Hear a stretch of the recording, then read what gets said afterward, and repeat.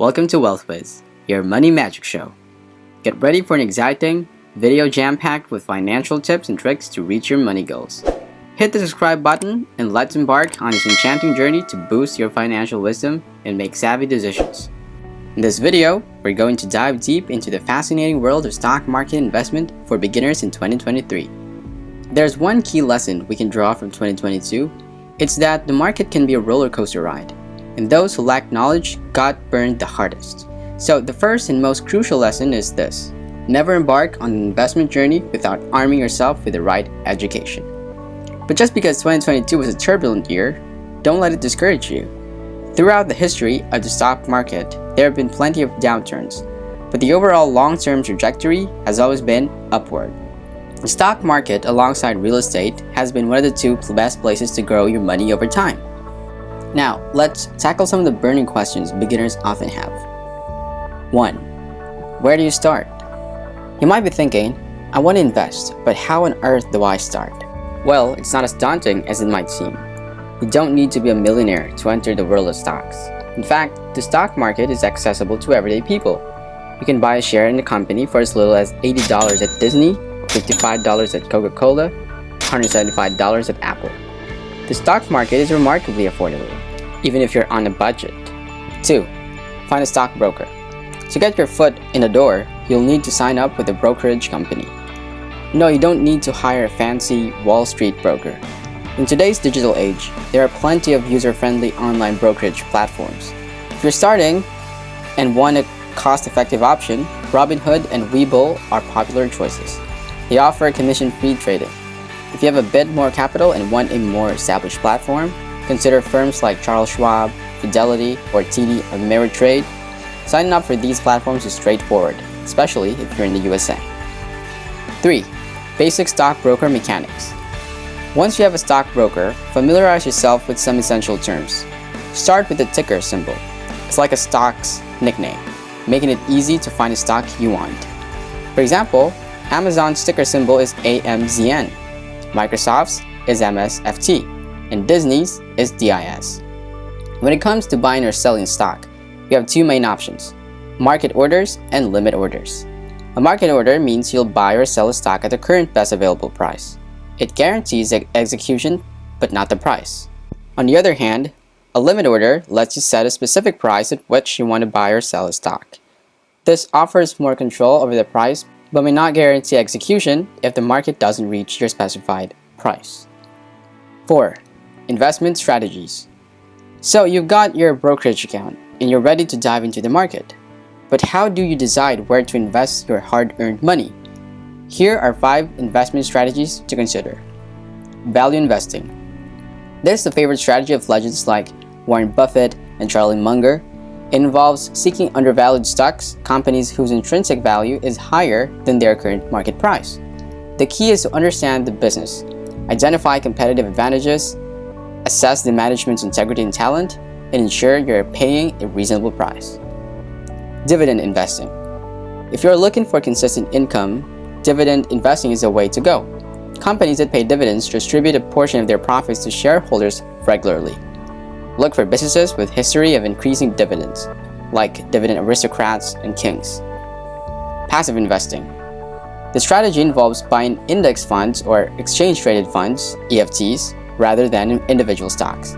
It's a hands-off approach that diversifies your portfolio, and historically, it has outperformed most active fund managers. Growth investing. The strategy focuses on high-growth companies that have the potential for substantial capital appreciation. Think of innovative and disruptive companies like Tesla or Amazon. However, be cautious as this approach can be riskier, especially in uncertain economic times. Volatility investing. The strategy thrives on market volatility. It involves shorting stocks, betting they'll go down, or riding stocks on the way up during turbulent market conditions. This is for the more adventurous investors who can handle risk. 5. Key ratios and metrics. Now that you have chosen your strategy, it's time to look at some key ratios and metrics that will help you assess the health and potential of a business. Price per share. This is a cost to buy one share of a company stock. Market cap. It represents the total value of a business. calculated by multiplying the stock's price by the number of shares. Dividend yield.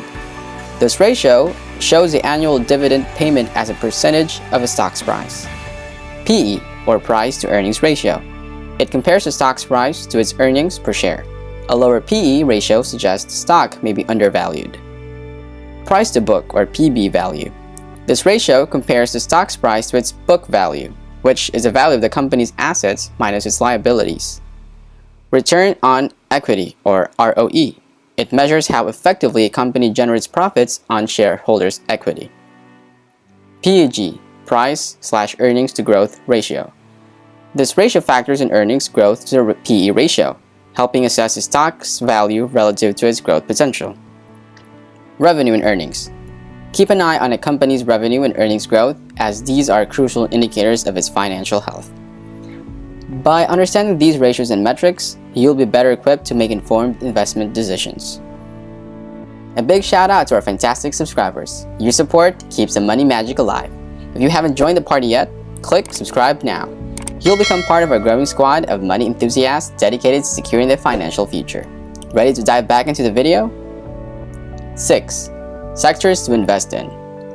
The stock market is divided into various sectors, each encompassing related industries. It's essential to choose sectors that you believe will perform well in the years ahead. Here are some of the key sectors.